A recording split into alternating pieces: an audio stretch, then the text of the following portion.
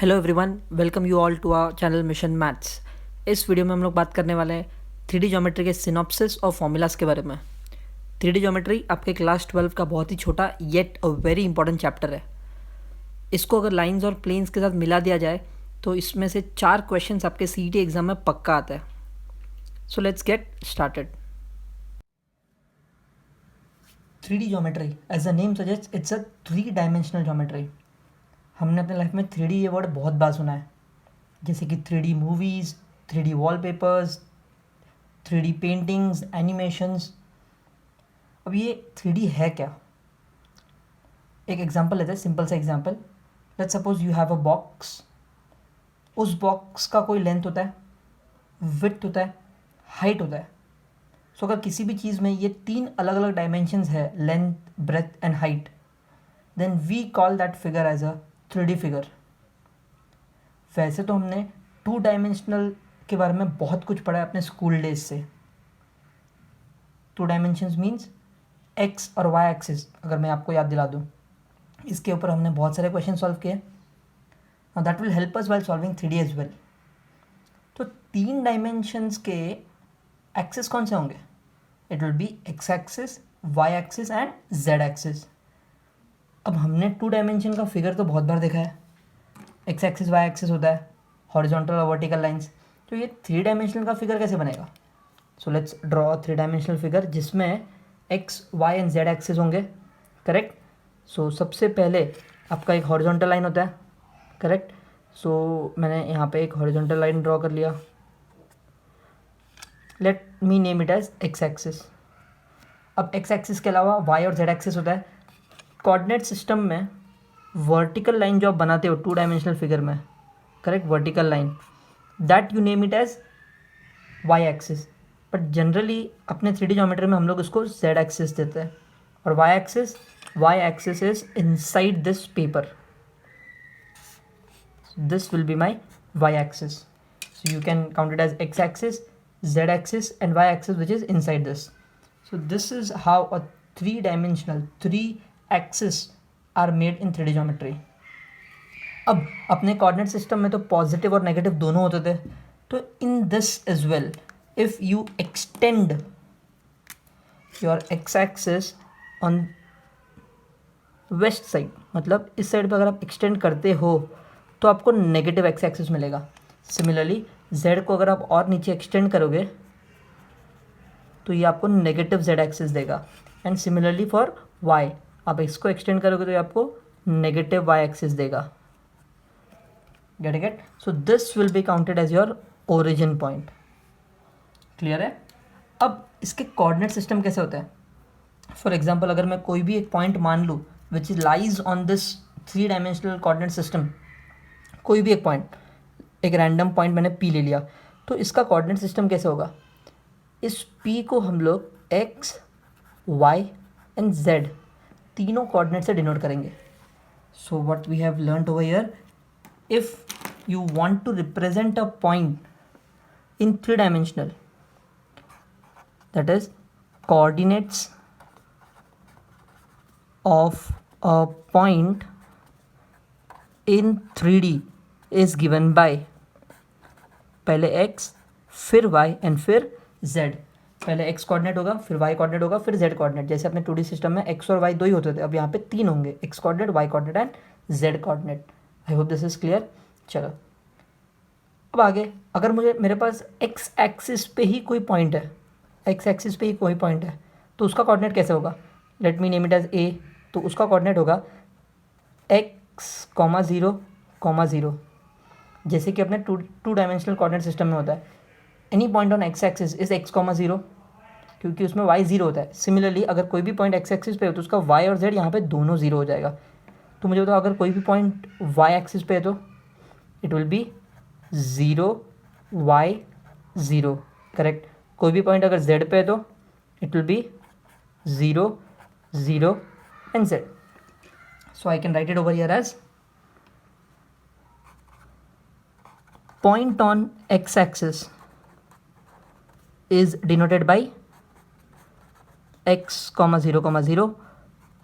Point on y axis will be denoted by 0, y 0, and point on z axis will be given by 0, 0 and z.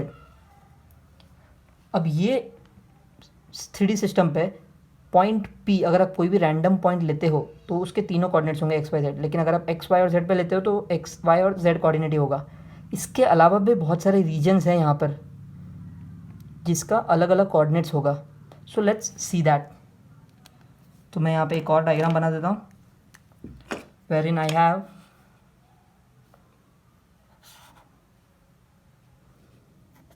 my z axis,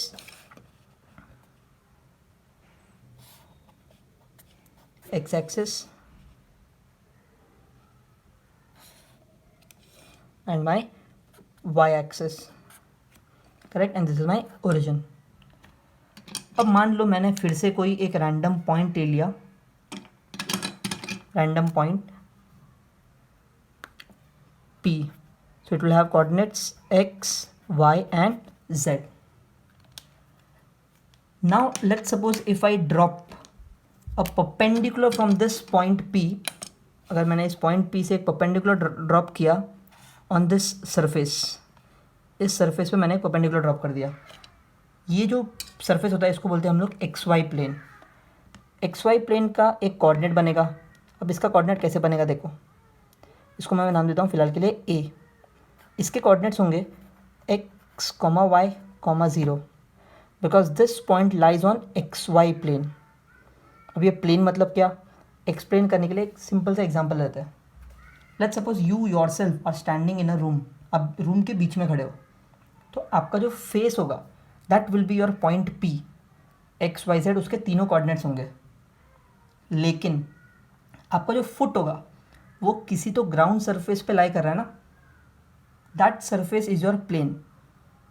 सो यहाँ पे वो surface है XY plane, ये वाला plane. ये आपका face है point P जिसके तीनों कोऑर्डिनेट्स है। आपका जो फुट है वो किसी सरफेस पे लाई कर रहा है, that is your XY plane. Get it? अब XY प्लेन की अगर बात होती है इसका मतलब Z 0 होता है, तो उसके सिर्फ X और Y कोऑर्डिनेट्स होते हैं। Getting it? एंड ये जो डिस्टेंस आपको यहाँ पे दिख रहा है ना, ये इसको हम लोग बोलते हैं perpendicular distance. This perpendicular distance is given bye Z। मतलब यहाँ से लेके पॉइंट P से लेके पॉइंट A तक का जो डिस्टेंस है that is nothing but your Z coordinate. Z का जितना भी वैल्यू होगा वही ये डिस्टेंस होगा। और इस पॉइंट का अगर कोऑर्डिनेट्स निकालना है that is same as your x and y। एकदम सिंपल है। ओके, अब मैंने इस पॉइंट का फुट सरफेस पे निकाला, ground surface, and that is XY plane. But 3 dimension में सिर्फ एक प्लेन नहीं होता, you have YZ plane also. ये जो प्लेन दिख रहा है आपको उसको YZ प्लेन बोलते हैं। तो इस YZ प्लेन पे अगर मुझे परपेंडिकुलर ड्रॉप करना है तो कैसे ड्रॉप होगा, देखो यहाँ पे ड्रॉप होगा। So this is your point B, let's suppose. तो इसके कोऑर्डिनेट्स क्या होंगे, इसके कोऑर्डिनेट्स होंगे ये YZ प्लेन में, तो इसका x 0 होगा लेकिन y और z दोनों होंगे। So this is again your perpendicular, जिस कौन से प्लेन पे, YZ प्लेन पे। सो रिमेंबर YZ प्लेन पे x 0 होगा। सिमिलरली ये जो प्लेन है ये आपका XZ प्लेन होता है। XZ प्लेन पे अगर मुझे परपेंडिकुलर ड्रॉप करना है तो वो कुछ इस तरीके से ड्रॉप होगा यहाँ पे, correct. You can imagine this point P, actually ये जो पॉइंट P है वो थोड़ा ऐसा हवे में है, और नीचे ड्रॉप किया तो पॉइंट A, इस दीवार पे ड्रॉप किया तो पॉइंट B, और सामने वाली दीवार पे ड्रॉप किया तो पॉइंट C। इसके कोऑर्डिनेट्स कैसे होंगे, अब ये देखो ये XZ प्लेन पे है। XZ प्लेन मीन्स व्हाट, इसका x होगा, y 0 होगा और z होगा। This is what we have to remember. कोई भी पॉइंट को अगर मैं नीचे ड्रॉप करता हूँ तो XY प्लेन पे बनेगा, वेस्ट में ड्रॉप किया तो YZ प्लेन पे, यहाँ पे ड्रॉप किया तो it is XZ plane, correct. So यहाँ पे अपने को क्या सीखने मिला कि किसी भी 3D कोऑर्डिनेट सिस्टम पे 3 प्लेन्स होते हैं, correct. And for that 3 planes you can have 3 different coordinates. So मैं यहाँ पे लिख लेता हूँ पॉइंट ऑन XY प्लेन। तो ये जो XY प्लेन होगा उसका पॉइंट कैसे होगा, उसमें x होगा, y होगा z 0 होगा. So I'll write it over here is z is equals to 0. This is the point to be remembered. Similarly, point on yz plane. yz plane पे अगर कोई पॉइंट है तो उसके कोऑर्डिनेट्स कैसे होंगे? 0, y एंड z. इसमें क्या होगा? x आपका 0 होगा. Similarly point on x z plane, so if I name it as c, उसके वैल्यू कैसे होंगे? x 0 and z. इसका क्या होगा? y 0 होगा. अब एक चीज़ हमने यहाँ पे और देखी थी एंड दैट इज़ कोई भी पॉइंट p का जो एक्स वाई प्लेन पे परपेंडिकुलर होता है, that perpendicular distance is given bye z. x और y उसके प्लेन पे लाई करेगा, z उसका डिस्टेंस हो गया. सिमिलरली अगर ये पॉइंट को मैंने वाई जेड प्लेन पे ड्रॉप किया तो ये जो डिस्टेंस होगा वो कितना होगा? Perpendicular distance will be x. Similarly ये पॉइंट p को अगर एक्स जेड प्लेन पे ड्रॉप किया तो ये परपेंडिकुलर डिस्टेंस होगा वो होगा y. बहुत सिंपल है. यहाँ से जो गायब हो रहा है वो यहाँ पे परपेंडिकुलर डिस्टेंस पे आ रहा है, यहाँ पे जो जीरो हो रहा है वो एक्चुअली परपेंडिकुलर डिस्टेंस पे आ रहा है. Same is the case over here. I hope this is clear. मैंने x y and Z axis तीनों पे पॉइंट्स कैसे नेमिंग होते हैं, प्लॉट कैसे करते हैं, वो आपको दिखा दिया. Now let's learn some basic formulas जो हमने 2 डायमेंशनल ज्योमेट्री में भी सीखे थे. So same formulas are there in 3 dimensional geometry as well. So सबसे पहले जो हमने सीखा था सबसे basic formula and that was distance formula.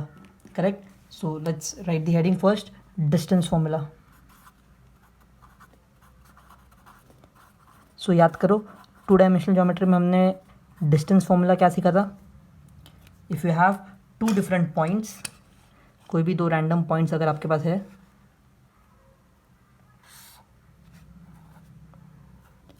For example this is my point A. अब यहाँ पे 3 डायमेंशन है इसलिए x1, y1, z1. सिमिलरली अगर ये मेरा पॉइंट बी है, I name it as x2, y2, z2. Then the distance between this distance, यहाँ से लेके यहाँ तक का जो डिस्टेंस है that is denoted by mod of A B, magnitude part, क्योंकि हम लोग यहाँ पे डायरेक्शन की बात नहीं कर रहे फिलहाल. So distance formula is given by, I just write the distance of A B. जो फॉर्मूला होगा वो सेम है जैसे आपने वहाँ पे पढ़ा था. It's under root of x1 minus x2 the whole square plus y1 minus y2 the whole square plus z1 minus z2 the whole square. Correct. वहाँ पे हम लोगों ने सिर्फ x और y के लिए लिखा था, अब हम लोग z के लिए भी लिखेंगे because it's a 3 coordinate system. एकदम सिंपल सा डिस्टेंस फॉर्मूला. ओके. सेकेंड जो हम लोगों ने फॉर्मूला पढ़ा था वहाँ पे that was section formula. Correct. अब सेक्शन फॉर्मूला 2 टाइप के थे. First one was internal division. अब इंटरनल डिवीजन में कैसे होता है? सिंपल है. Let's suppose you have 2 points. सो यहाँ पे मैं 2 पॉइंट्स बना लेता हूँ. Point A again named it as x1, y1, z1. Point B x2, y2, z2. Correct. And let's suppose there is a point in between. अब वो कहीं पे भी हो सकता है, एग्जैक्टली बिटवीन है या बाहर भी हो सकता है. So let me name it as let's suppose point P. तो उसके कोऑर्डिनेट्स को मैं ले लेता हूँ x, y एंड z. सो अगर मुझे इस पॉइंट P का कोऑर्डिनेट निकालना है which is dividing line A be in the ratio m:n. ये पॉइंट P क्या कर रहा है? इस लाइन ए बी को m:n के रेशियो में डिवाइड कर रहा है जैसे अपने 2 डायमेंशनल में होता था. सो what is the formula? It's same. Point P के कोऑर्डिनेट्स अगर निकालने हैं that is x, y and z, it is simply given by mx2 plus nx1 upon m plus n.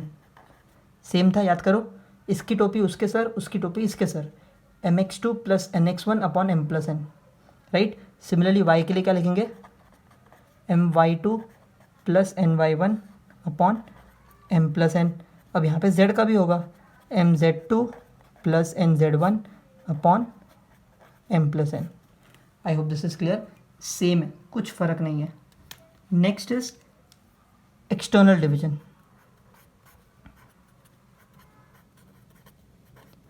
अब एक्सटर्नल डिवीजन में क्या था, द फॉर्मूला रिमेन सेम, सिर्फ plus का माइनस हो जाता है। ओके, बट लेट्स सी इसका डायग्राम कैसे बनता है। सो एक्सटर्नल डिवीजन में what you have is again आपके दो पॉइंट्स होंगे, point A given by x1 y1 z1, point B given bye x2 y2 z2। अब आपका जो ये वाला पॉइंट होगा, पॉइंट सी या फिर पॉइंट पी बोलो, that is dividing line A B. इस लाइन ए बी को वो डिवाइड तो कर रहा है बट एक्सटर्नली डिवाइड कर रहा है, बाहर से डिवाइड कर रहा है। इन दिस केस यहाँ से यहाँ तक का जो डिस्टेंस होता है आपका, ये यहाँ पे पॉइंट तक, that is actually m, and ये जो डिस्टेंस होता है b से लेकर यहाँ तक, that is your n। I hope this is clear. So यहाँ पर m/n इस तरीके से था, यहाँ पर m/n, p से a का डिस्टेंस m, p से b का डिस्टेंस n, p से a का डिस्टेंस m, p से b का distance n। This is known as external division. So what is the formula for external division? Formula remains same जैसे हमने internal के लिए पढ़ा, सिर्फ फ़र्क होगा कि ये जो सारे प्लस है वो माइनस में हो जाएंगे।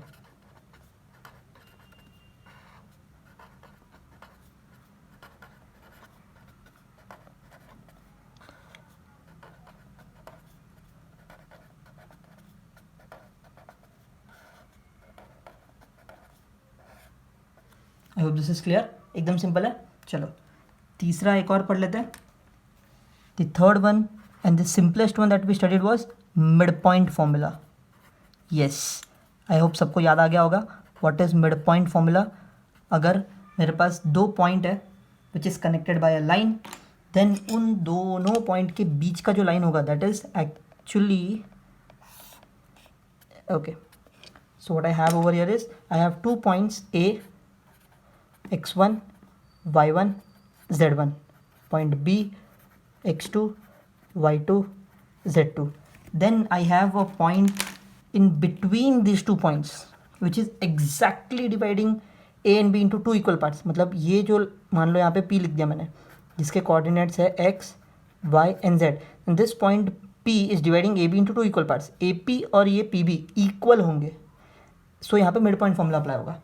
सो what was the mid point formula? बहुत सिंपल, अगर मुझे p फाइंड करना है x y z, then the formula is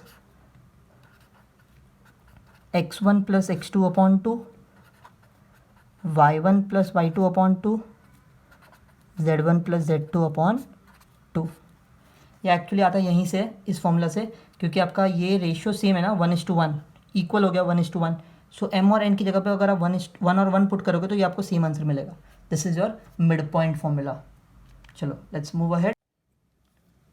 the next formula that we discuss over here is centroid of a triangle. Correct? क्या आपने ये पहले फॉर्मूला पढ़ा था? The same formula that we write is centroid of a triangle. तो centroid of a triangle की बात हो रही है, मतलब ट्राइंगल में कितने पॉइंट्स होंगे? 3 पॉइंट्स होंगे। So let's first draw a triangle.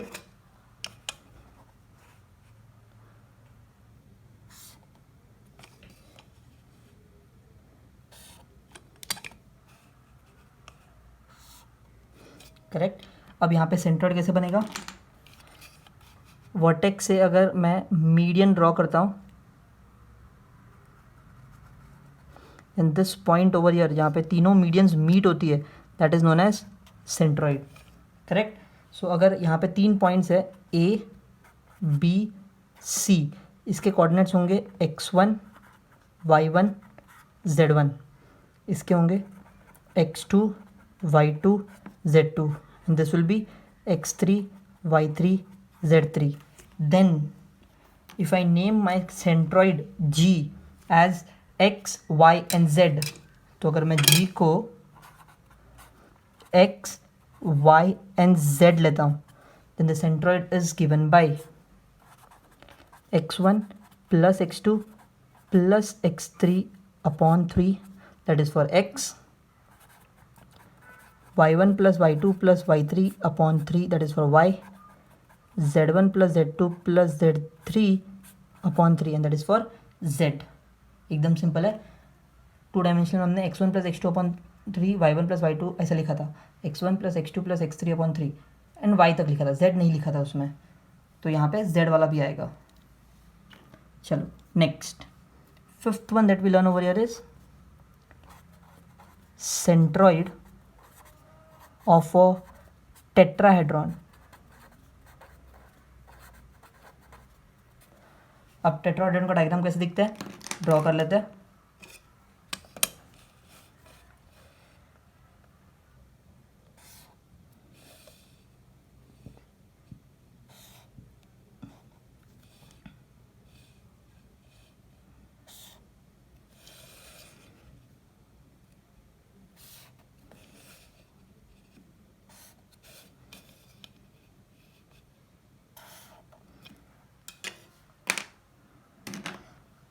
Okay, how this is a tetrahedron, आप कैसे अज्यूम कर सकते हो इसको।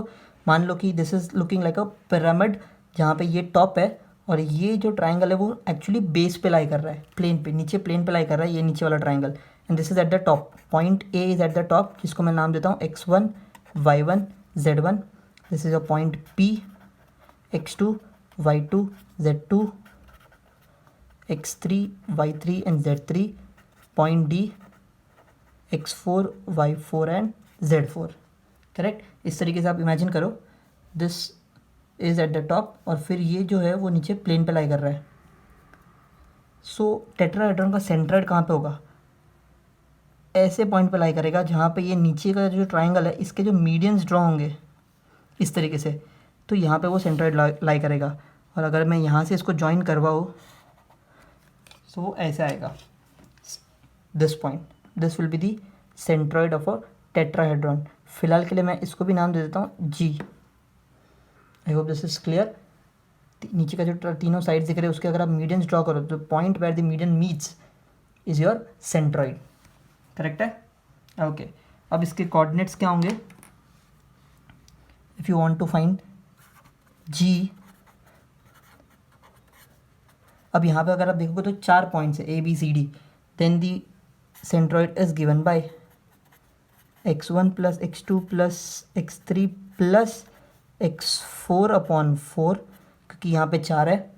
Similarly y coordinate will be given by y1 plus y2 plus y3 plus y4 upon 4, and z coordinate will be given by z1 plus z2 plus z3 plus z4 upon 4। इस तरीके से सारे x को add करके divide by 4 किया तो g का मुझे x कोऑर्डिनेट मिलेगा, similarly y and z। I hope both this formulas are clear. So अब तक हमने 5 बेसिक फॉर्मूलाज देख लिए। Now let's start with the actual concepts of 3D geometry. सबसे पहले हम लोग बात करेंगे डायरेक्शन कोसाइंस की। Now to learn about this, let us assume a point in space, मतलब अपने x y z coordinate plane में हम लोग एक पॉइंट अज्यूम कर लेते हैं। सो सबसे पहले let's draw it.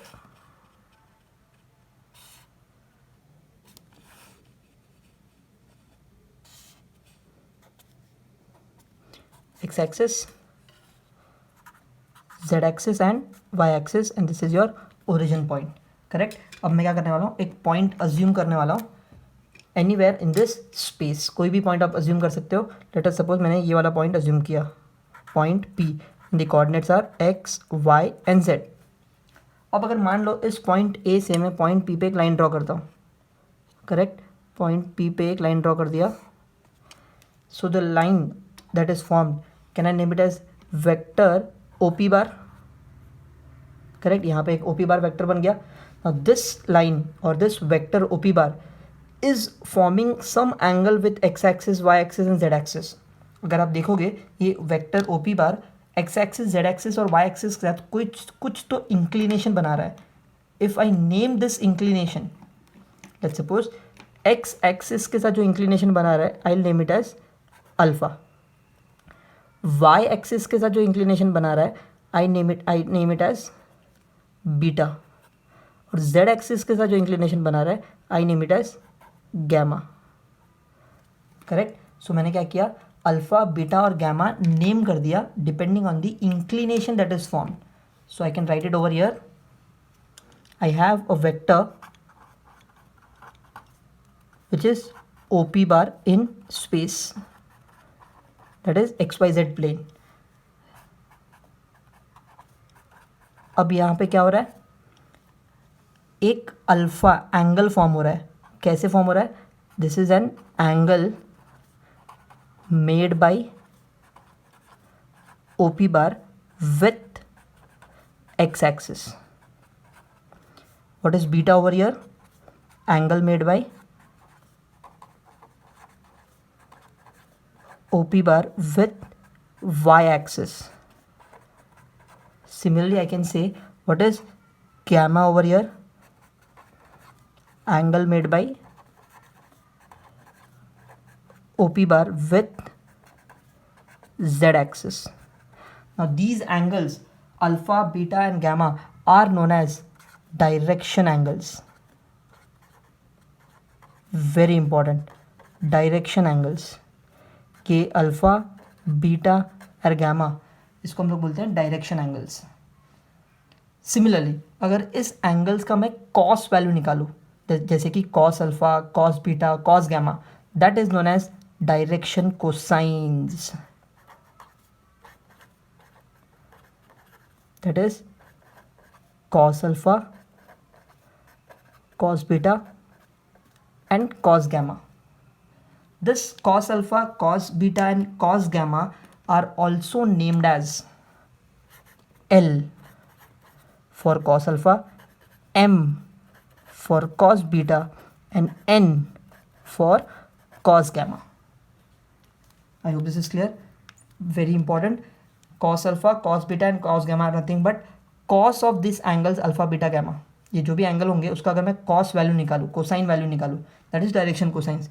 It is also named as L, M and N. Now, properties of direction cosines. There was one very important property that we had studied, and the first one is L square plus M square plus N square is equals to 1. You have to remember this. Square of, I mean her direction cosines का अगर मैं square कर दूँ और उसको add करूँ, L square plus M square plus N square is equals to 1. और this is also written as, अब एल मतलब कौन, cos alpha, so it is cos square alpha plus cos square beta plus cos square gamma is equals to 1. बहुत ही important property है जो आपको याद रखना है. इसके ऊपर बहुत सारे क्वेश्चन आते हैं एग्जाम में, CET में तो बहुत सारे क्वेश्चन आते हैं इसके ऊपर. क्वेश्चन कैसे आते हैं, आपको दो एंगल दिया होगा अल्फा और beta. Question says vector OP bar is forming an angle of 30 degree with x axis and let's suppose 60 degree with y axis. Find the angle made with z axis, मतलब gamma find करना है. तो you can use this, क्योंकि alpha और beta पता है अपने को, substitute the values, gamma find कर सकते हो. So very important, very very important mark कर सकते हो इसको. ओके, चलो next. Second property is actually not a property but a point that you'll have to remember. अब वो point क्या है देखो, L, M और N के values on x axis, y axis and z axis. L, M और N के values on x axis, y axis and z axis. So सबसे पहले हम लोग बात करते हैं on x axis. जैसे कि अगर मैं x axis की ही बात करूँ, सो अगर मेरा कोई वेक्टर इसी x एक्सिस पे लाई करता है तो कहना इसे x एक्सिस के साथ उसका एंगल 0 होगा, 0 डिग्री. सो अल्फा हो जाएगा 0. So cos 0 is what, 1. So on x axis L is always 1. लेकिन अगर वेक्टर x एक्सिस पे ही लाई कर रहा है या फिर खुद वो x एक्सिस ही है, then the angle made with y axis will be 90 degree and z axis will be 90 degree. So beta और गैमा आपका 90 हो जाएगा. cos 90 cos 90 cos 90 क्या होता है, 0. सो L अगर 1 है तो M 0 and N 0, that is for x axis, a vector on x axis. या फिर आप खुद x एक्सिस को भी L को 1 M 0 एंड N 0 मान सकते हो. सिमिलरली y एक्सिस के लिए क्या होगा, वाई एक्सिस के लिए कैन आई से बीटा 0 डिग्री हो जाएगा, बीटा 0 डिग्री होगा, अग्रीड, बट ये दोनों 90 degree, so cos 0 is 1 over year, तो एम आपका 1 होगा, लेकिन एल और एन क्या हो जाएगा 0। सिमिलरली अगर मैं जेड एक्सिस की बात करूँ, जेड एक्सिस पे गैमा आपका 0 डिग्री होगा, मतलब एन 1 हो जाएगा, सो एल और एम ये दोनों 0 होंगे, लेकिन एन का वैल्यू 1 होगा। This is the point to be remembered for direction cosines on axis. तो मैं यहाँ पे हेडिंग लिख देता हूँ, direction cosines on axis. X axis पे क्या होगा, वाई एक्सिस पे क्या होगा, और जेड एक्सिस पे क्या होगा। The next important concept that we see is for direction ratios.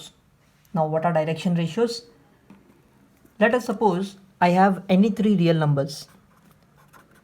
So, for any three real numbers, कोई भी three real numbers अगर मेरे पास है, named it as A, B, C. So, अगर मेरे पास तीन real numbers है A, B, C, such that it forms a ratio with direction cosines L upon A, M upon B, N upon C. अगर ये तीनों इक्वल आता है, then these three numbers A, B and C are called as direction ratios. Means what? अगर direction cosines मेरे पास है L, M और N, इन तीनों डायरेक्शन कोसाइंस को अगर मैं ऐसे कोई नंबर से डिवाइड करूँ सच दैट वो रेशियो इक्वल हो जाएगा तीनों का, L upon A, M upon B, N upon C, ये तीनों अगर इक्वल हो जाएगा, and these numbers which I have taken to make this ratio equal are known as direction cosines, sorry direction ratios. Correct? क्या क्या बोला मैंने? If I have L, M और N, तीन डायरेक्शन कोसाइंस है मेरे पास, correct?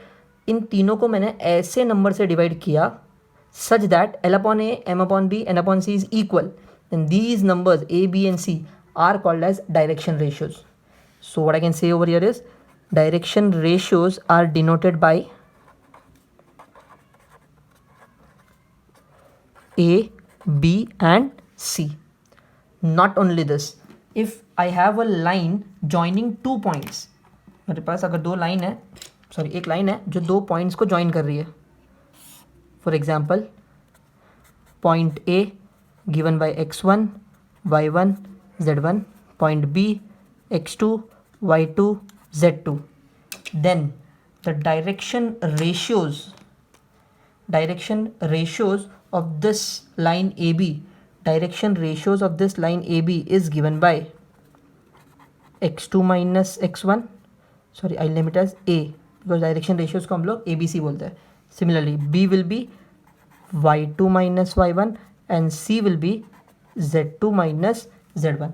x2 minus x1 direction ratio A देगा, y2 minus y1 B देगा और z2 minus z1 C देगा.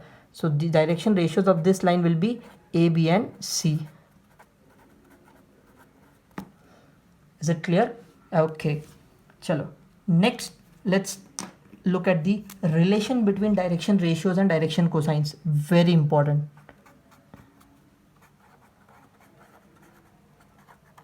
Relation between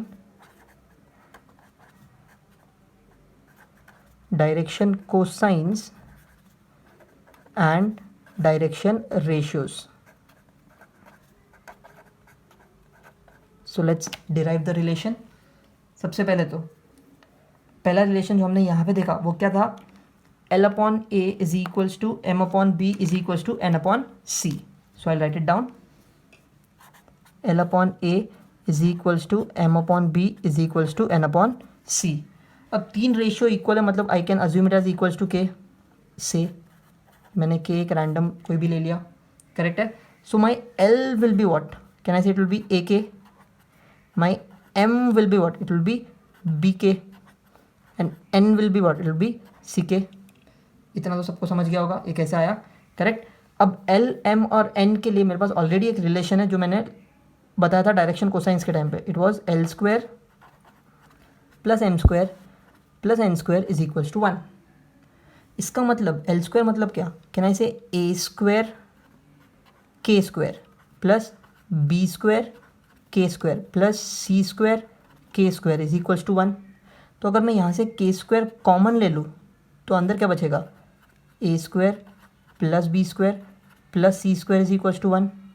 करेक्ट है। सो के स्क्वायर क्या होगा, 1 अपॉन दिस। Very good.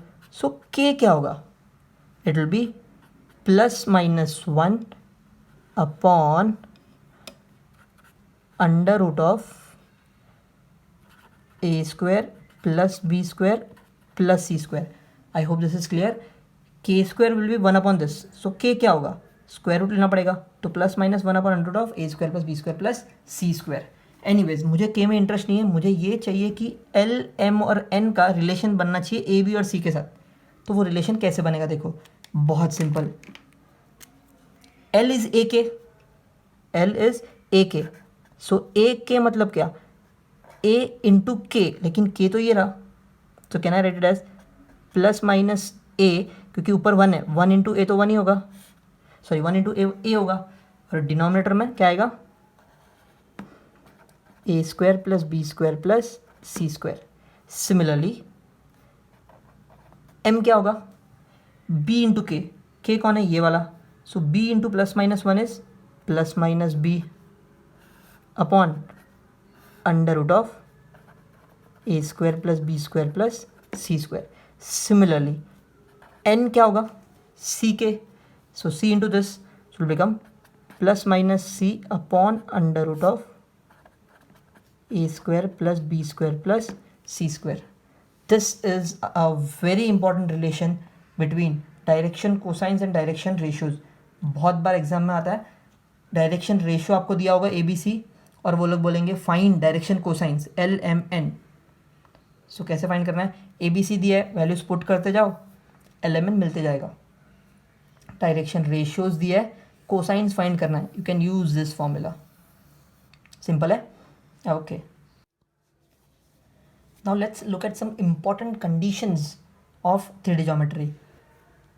सो सबसे पहले हम लोग पढ़ेंगे angle between two lines L1 and L2। Let's suppose I have two lines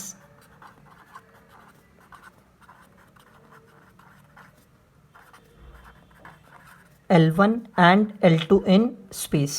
मेरे पास कोई भी दो लाइन है, उन दोनों लाइन के बीच का अगर मुझे एंगल निकालना है, then what is the formula. The first formula that we learn and have to remember is cos theta is equals to L1 L2 plus M1 M2 plus N1 N2। ये formula आपको कब use करना है, ये formula आपको तब use करना है जब डायरेक्शन कोसाइंस दिया हुआ है। If direction cosines are given,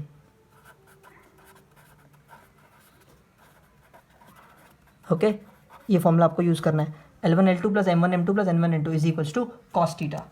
similarly मान लो कि डायरेक्शन कोसाइन नहीं दिया और डायरेक्शन रेशियो दिया है, तो भी सिंपल है। हम लोग को L1 L2 M1 M2 N1 N2 को डायरेक्शन रेशियोज में कन्वर्ट करने आता है। कैसे, अभी अभी हमने एक फॉर्मूला देखा था, L को डायरेक्शन रेशियो के फॉर्म में कैसे लिखते हैं, plus minus A upon under root of A square plus B square plus C square.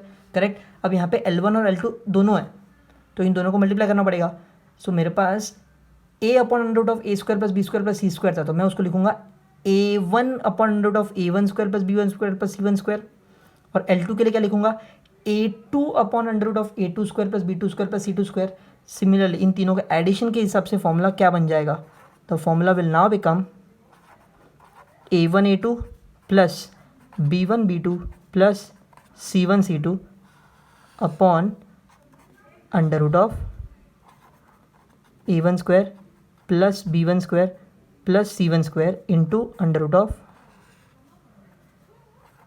A2 square plus B2 square plus C2 square. It is same as your L is equals to A upon under root of A square plus B square plus C square. सिर्फ 1 और 2 है, इसलिए यहाँ पे 1 और 2 आ गया। अब ये वाला फॉर्मूला कब यूज़ करना है, I use this when direction ratios are given.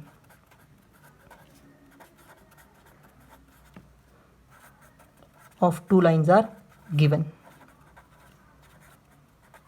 Okay, so this is a first very important formula, angle between two lines L1 and L2. Chalo, let's move ahead. Let's suppose second point, if two lines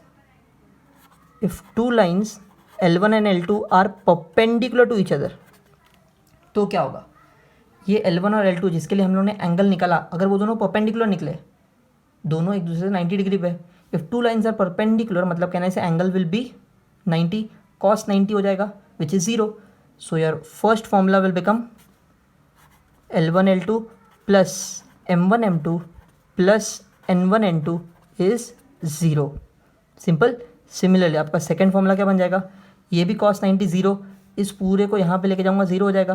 तो I have A1 A2 plus B1 B2 plus C1 C2 equals to 0. This has to be used when both the lines are perpendicular to each other. Simple है. चलो next, third point. If the two lines that are given L1 and L2 are parallel to each other, अगर दोनों lines आपस में parallel है तो क्या, first thing, अगर दो लाइन्स आपस में पैरेलल है मतलब कहना है इसे they will have same inclination with X axis Y axis and Z axis, क्योंकि लाइन्स पैरेलल है तो उसका इंक्लिनेशन सेम होगा. इंक्लिनेशन सेम होगा मतलब डायरेक्शन कोसाइंस सेम होगा, क्योंकि अल्फा बीटा गैमा सेम होगा. So for two lines which are parallel, direction cosines are same. तो मैं लिखूंगा parallel lines have same direction cosines. Very important point that has to be remembered. Similarly, direction cosines तो same हो गया. What about direction ratios? Direction ratios are proportional.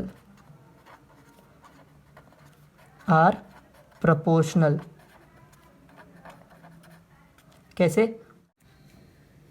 That is A1 upon A2 is equals to B1 upon B2 is equals to C1 upon C2. ये कब होगा, जब दो lines parallel है तो डायरेक्शन रेशियोज आपस में प्रोपोर्शनल होंगे. A1 B1 C1 आपके लाइन नंबर 1 के डायरेक्शन रेशियोज है और A2 B2 C2 लाइन 2 के डायरेक्शन रेशियोज है. They will be in proportion to each other. The fourth important condition that we have to remember is, so let's write it down first. If direction ratios of two lines L1 and L2 are given, then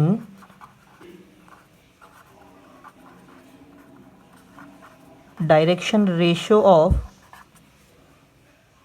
line perpendicular to L1 and L2 is given by, मतलब मेरे पास दो line है L1 और L2, इन दोनों lines को एक perpendicular line निकलेगा. उस परपेंडिकुलर लाइन का अगर मुझे डायरेक्शन रेशियो निकालना है तो कैसे निकालता है, it's simple determinant I J K. यहाँ पे हम लोग लाइन 1 और 2 के डायरेक्शन रेशियोज लिखेंगे. If I solve this determinant मुझे एक यूनिट वेक्टर मिलेगा, करेक्ट. लेकिन इस यूनिट वेक्टर में से जो फर्स्ट वाला कोएफिशिएंट होगा that will give me the direction ratio of perpendicular line A, that is determinant of B1 C1 B2 C2. Similarly direction ratio B कैसे मिलेगा, C1 C2 A1 A2. और direction ratio C कैसे मिलेगा, it is A1 B1 A2 B2. In determinants को अगर मैं solve करूँ then I get the values of A B and C which are nothing but direction ratios of line which is perpendicular to this both L1 and L2. Clear? Okay. Next, the fifth point that we learn over here is condition for collinearity. Means what? अगर मेरे पास 3 points है which are collinear to each other. For example, एक diagram draw करते हैं. Let's suppose I have, correct, point A given by x1, y1, z1. Point B which is given by x2, y2, z2, and point C is given by x3, y3, z3.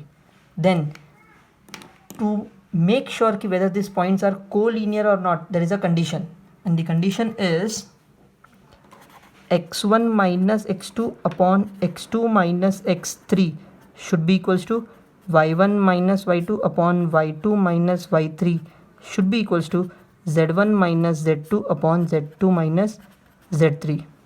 If this condition is followed, it is true. अगर ये satisfy होता है, then these 3 points which are given are collinear to each other. I hope this all conditions are clear.